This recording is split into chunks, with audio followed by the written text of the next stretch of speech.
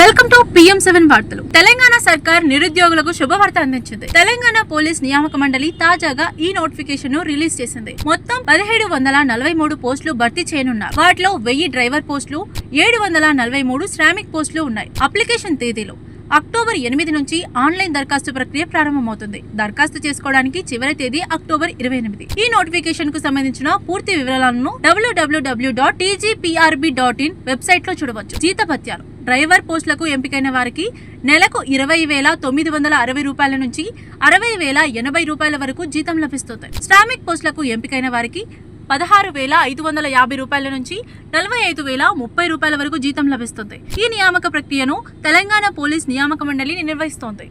నిరుద్యోగులకు ఇది గొప్ప అవకాశం అని అధికారులు తెలిపారు. గతంలోనే మంత్రి పొన్నం ప్రభాకర్ TGSRTC MD సజ్జనార్ ఆర్టీసీలో ఉద్యోగాల భర్తీకి సంబంధించిన ప్రకటనలు చేసిన విషయం తెలిసిందే. ఇప్పుడు వాటిలో భాగంగా ఈ నోటిఫికేషన్ రిలీజ్ అయింది.